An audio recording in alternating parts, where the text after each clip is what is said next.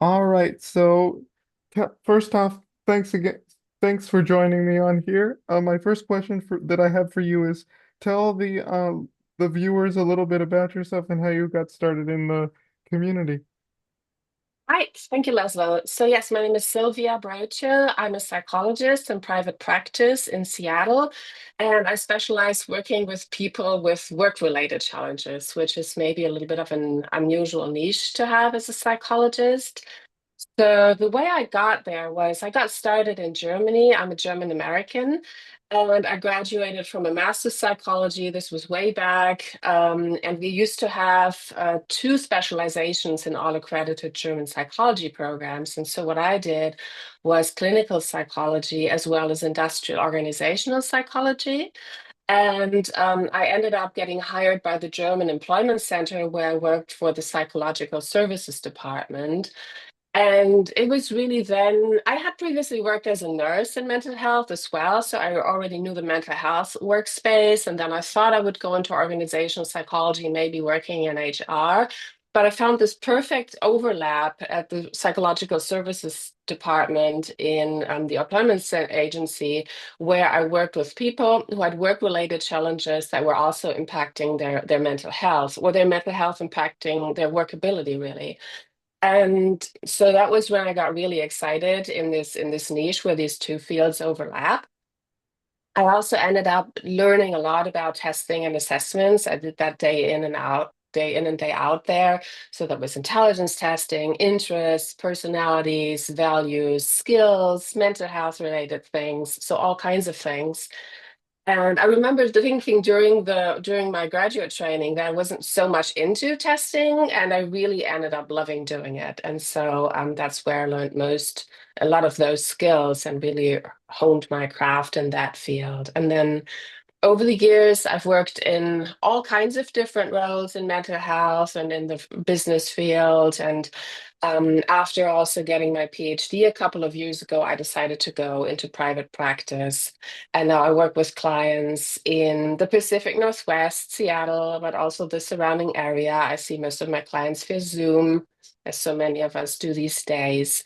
And I also still see some clients in Germany. I've moved around a lot and just moved back recently to Seattle. So I have clients in the Pacific Northwest and in Germany. So, oh yeah, and another reason actually why I got started in the community is that so many of my peers, my friends, my colleagues from school and from work, they work in traditional fields like traditional mental health therapy, or so serving patients on clinical challenges. And my industrial organizational friends and peers, they often work for companies doing HR things and recruiting. But what I noticed, so my therapist friends were all telling me that so many of their patients come in with work-related challenges, and that they can only help them so far with that. And this is something I heard again and again over the years. And so I started noticing that there is a lack of professional services to help people with career-related challenges, to help them directly rather than working for a company. There's some coaches out there. There are also coaches doing great work, but it's a largely unregulated field, and so the quality is varies, and also the approaches vary. And so I felt there was kind of a need for a professional offering to help people who are struggling mentally from things that have to do with their work life. Mm-hmm. So that's how I would say I got started. Mm-hmm. So, given sort of your background and how you got started in the community, what is it that you're currently doing now? What's your current Mhm. sort of current role, basically? Yeah. Right, right. So my current role is in my private practice. People come to me, and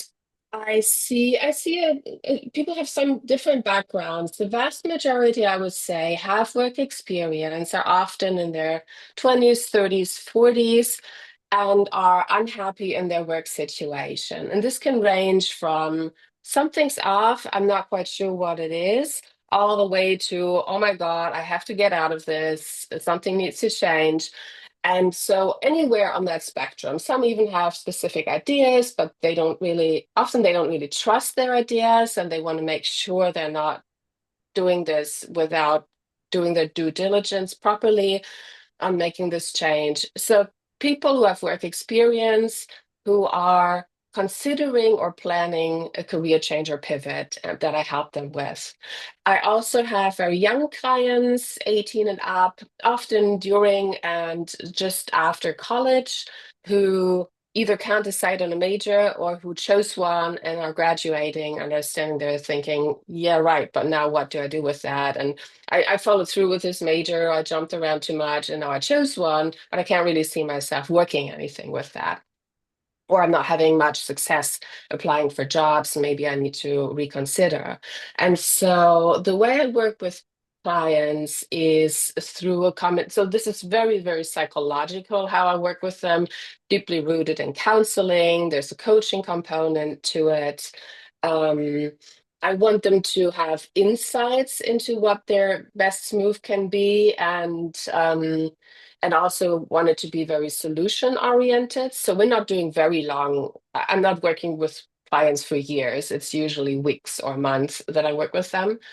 And so the one component is the counseling, and then the other component is the testing that we do, which is also a basis. And I found that it helps clients really well to also see some of the results on paper or on screen, basically on a PDF, to see a profile of themselves. And of course, we work with that. It's not set in stone. We have to review whether those results are correct. But often for them, it's very refreshing for them to see something that they kind of sensed about themselves. And it's like, oh, I really am a little bit more like that and not quite like that. And that makes sense. Now I understand why this part of work was always hard for me and this other part came to me so easily. And so it's this combination of counseling and testing that I do with people, and usually experienced people, but also just younger folks starting out in their working life. hmm You just touched on an important point, which is that certain folks, like they tend to switch careers because they are not satisfied with the current job they are right now. So Mhm. what I'm wondering is what is the root of this problem? Because certainly during the pandemic, people were, it was very uncertain times, and they were like weren't they didn't quite fit in their current job, and so they kind of switched into another, role. I certainly have Right. friends that that were in that position, but Mhm. what's the sort of the cause? What's the root cause of that? Like, did it start in like the pandemic, or has this been going on through like for a very, even before that, Right. basically? Right. Oh, that is an excellent question. Yes. I would say there are several reasons for that. One, I think, and you bring up the pandemic. So I think a lot of people were maybe vaguely dissatisfied before the pandemic already, but I think the pandemic has turned up the heat on that. So a lot of people, they weren't commuting. A lot of people, I think, had cut themselves off from a lot of their needs, and they were just going through the motions. I get up, I get in my car, or however you get to work. Usually, you still had to go to work before the pandemic, and now fewer people do.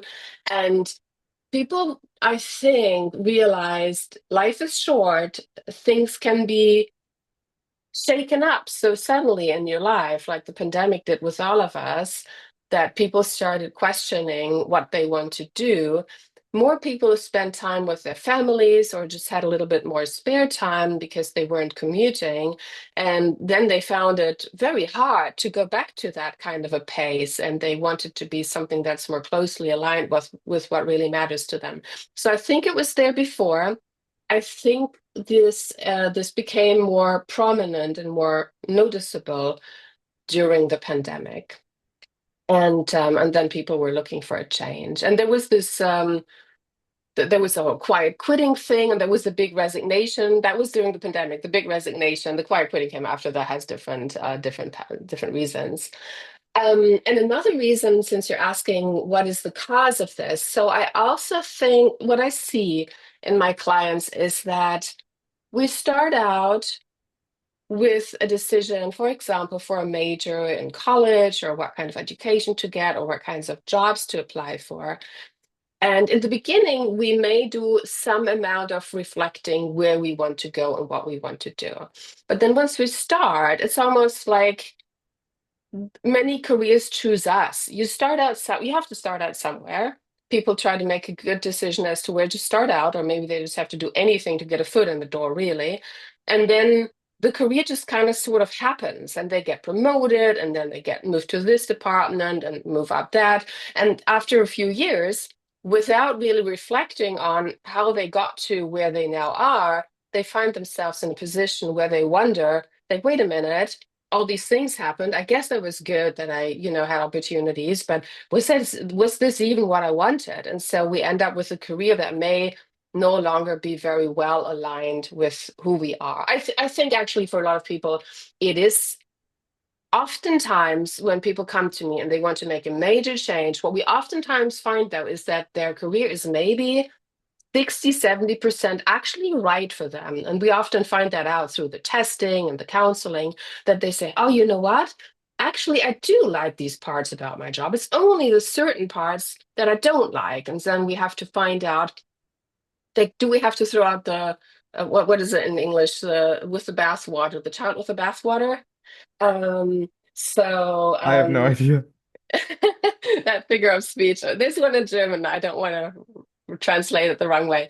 And so sometimes people are very willing to change careers altogether, and then they realize, no, wait, actually the majority of what I've done suits me relatively well because there are these micro decisions and people find niches often that work for them and their careers shape them too and they become that person to a certain extent. But so often it's the question of, does it have to be a dramatic change? What are the things that we need to tweak? Does it have to be a different role in the same field?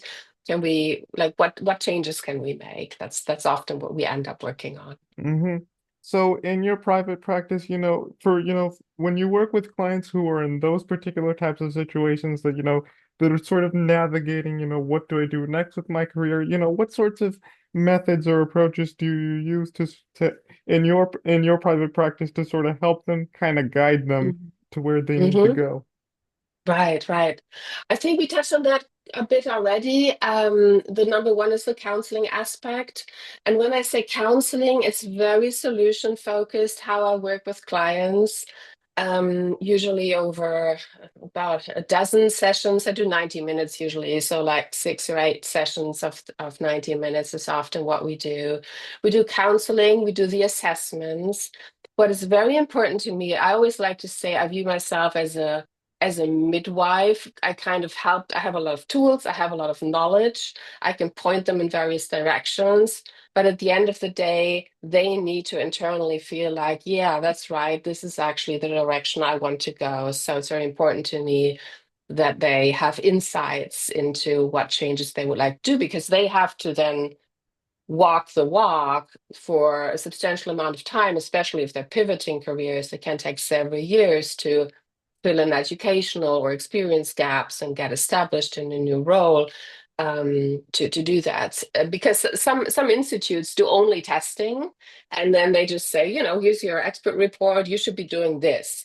And I think this works quite well with younger clients, but with experienced ones, I think this is much harder. And of course, it needs to also fit into the reality of their lives. So if your dream is to be an artist, then and maybe you're even well positioned talent wise to do that. The question is, do you have the personality to deal with the uncertainty, the financial uncertainty, what that comes with that maybe? What are your requirements outside of work? Do you have to pay a mortgage? Do you have a family support? What things are important to you? If you want to be a professor of Egyptology, but your dream is to live on 5 acres in Montana, there may be very few jobs where you get to combine those two things. So it's very important to me to combine what a good career for a person would look like with the requirements of their actual life that they want to build or that they already have built and want to continue having. Hmm. My next question is, what impact does this work have on the community? In other words, like, how does Mhm. combining the sort of the work related sort of, figuring out how to help. figuring how to really help clients who are in the work sort of career phase of their life. How does combining that experience with the in the mental health realm, how does that sort of overlap, intertwine? Right. So, how this helps the community and the mental health side of things. Um, it's almost like even among psychologists, there's often this like, if you do organizational psychology, you're kind of working for the man, you're too much into commercial things and industry, and you should be doing only more valuable work of working with people with mental health challenges. What we see from the research, and this is also my own observation, is that they're so closely intertwined. So how our mental health is affects how we do at work, but also how we do at work strongly impacts our own mental health. It even impacts our physical health. So for example, as probably anyone knows, is when you're kind of feeling calm and good and productive and authentic at work, you have a much easier time maybe keeping up healthy lifestyle habits, eating well, exercising after work. It's when we're kind of frazzled and stressed out that we let those slip. And so I think there's a direct connection between the two. Now, this is for the individual. We do work in systems. Usually, we work as parts of teams. So I think bringing more sanity to your own career, I think, can have a ripple effect. Actually, this I think actually one of your recent guests also talked about ripple effects, and this is something I very, very strongly believe in, is that if we feel well, if we do well, then this may just through tiniest things impact how someone else's day is going. And then maybe that affects how they're dealing with their family or their coworkers. So I think this ripple effect is really what it comes down to. So I can't say that I go into the community itself, um, but I do think that this has a big impact, but through this very subtle process of rippling through the lives of different people, if someone is doing better, as a more satisfying work experience and then also life experience. Hmm. My last question to kind of wrap this up is, what can people take away from this conversation?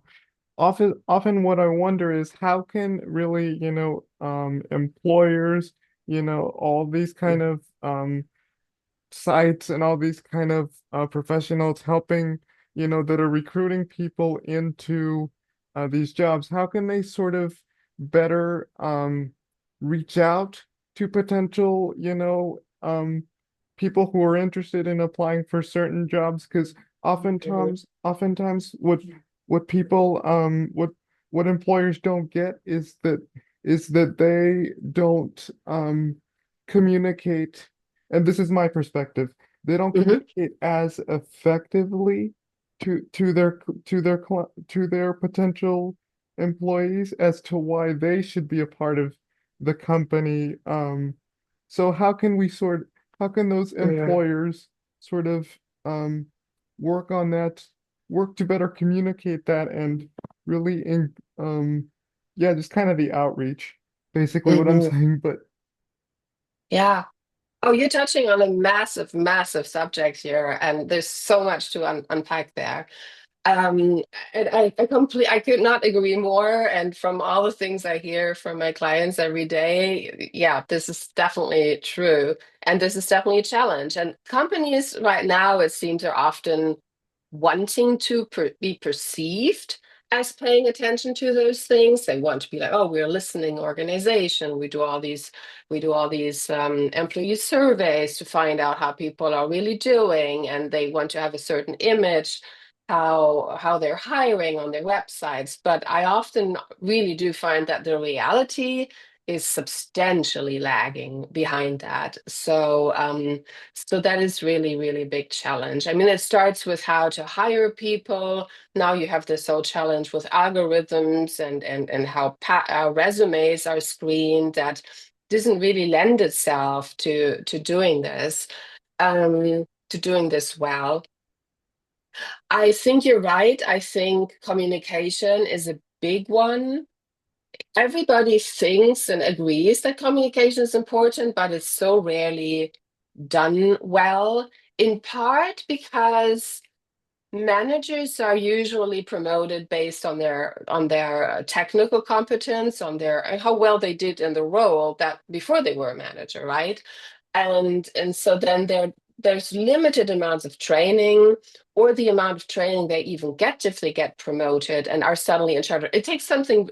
I'm based out of Seattle. There's a lot of tech companies here, and you if you're a good coder, you might get promoted to eventually run a team. Well, the skills that it takes to be a good coder are quite different from the ones required to be a good people manager.